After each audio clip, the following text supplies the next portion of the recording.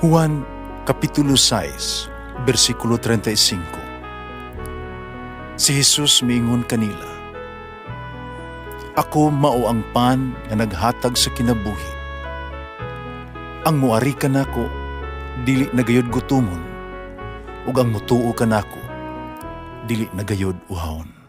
Ang mga puno Pan sa kinabuhi. maglikon unta sa mong pagtuo ug gagaka kami sa pagtuman sa imong mahal nga kasuguan. Ginoo manaa kaninyo. Ang santo sa Ebanghelyo sumala ni San Lucas. Unya miingon si Maria, nagadayeg akong kasing-kasing sa Ginoo. Nagmalipayan akong kalag tungod sa Dios nga akong manunubos. Tungod kay nahinundo siya kanako nga iyang ubos nga sulugoon. Sukad karon, ang tanang tao matawag kanako bulahan. Tungod sa mga dagkong butang nga gihimo kanako sa gamahan ng Dios. Balaan ang iyang ngalan.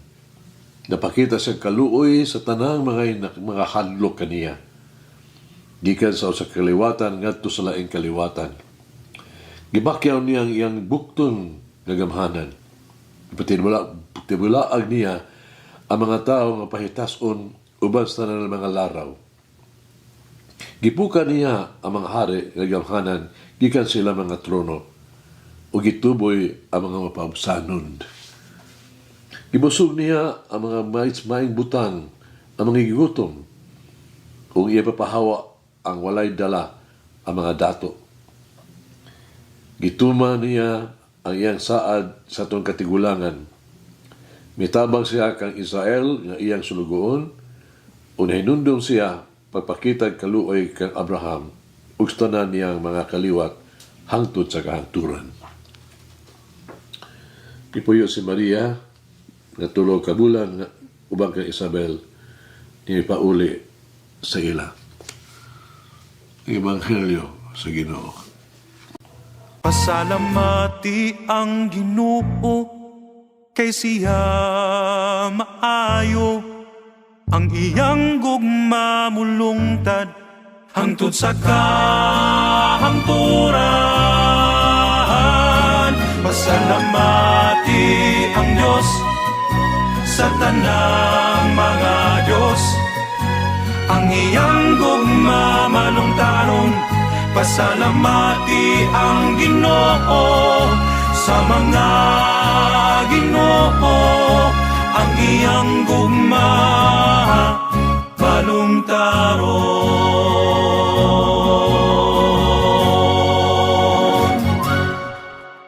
Naka-experience ba ka nga muawit ka tungod kay mong kasing-kasing puno sa kalipay? Mawagil ka na ang gibati sa mahal nga Birhen Maria, ang ina, sa iyang paghalad o awit ba sa Ginoo. Nga nahimo usa ka bantugan kang himnong gisabtuwag simbahan o Magnificat. Kita mo kini sa visitation, diin si Maria biduaw sa iyang igagaw nga si Elizabeth, nga tigulang na. Di lamang ang duha ka inahan, kundi bisa usab ang bata nga si Juan Bautista, nga naa siyang sabakan, bibate sa kalipay. Tano man, tuwa kang Jesus, Emmanuel, ang Diyos nga uban ka nato.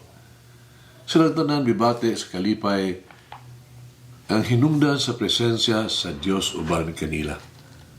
Ang Diyos bibisita kanila. Mao kini ang hinungdan kay kita magmalipayon sa panahon sa Pasko. Alang kang Madma Mary, ang iyang kalipay adunay laing rason usab nga gisgutan nining iyang giawit Magnificat. Kitungod kay pumupuni ang Diyos nagtan-aw, nagamatikod sa mga timawa ug siya nagabuhat og dagko mga butang alang kanila.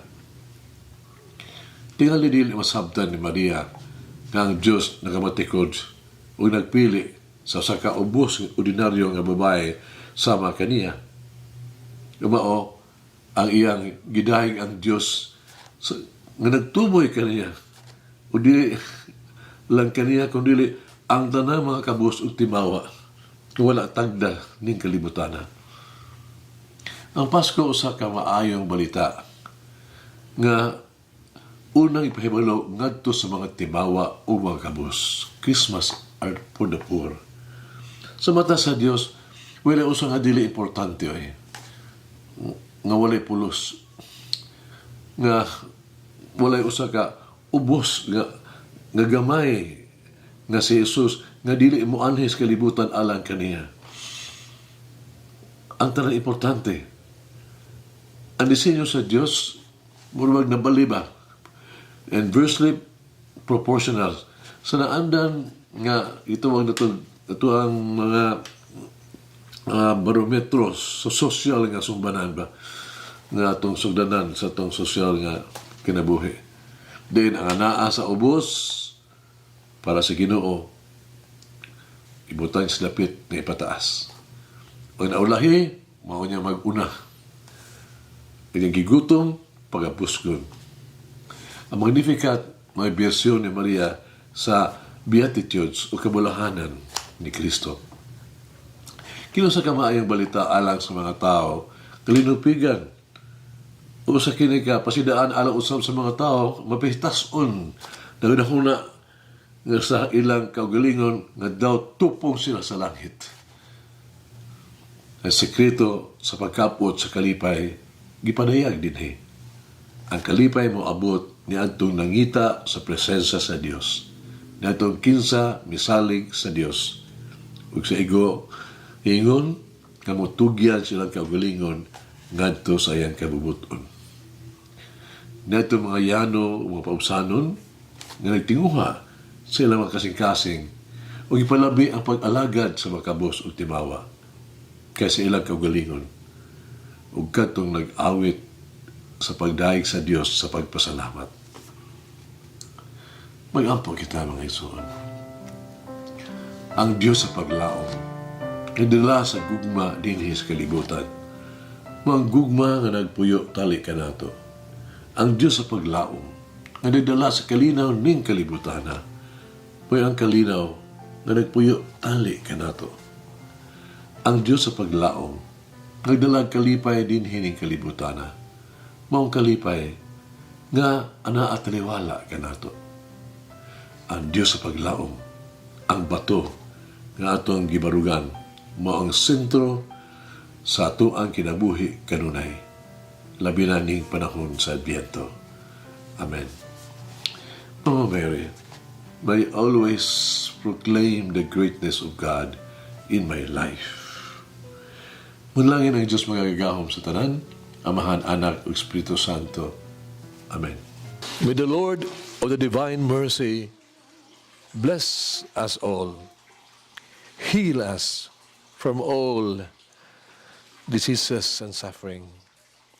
Ayun unta niya kita, tanang mga sakit na to sa lawas,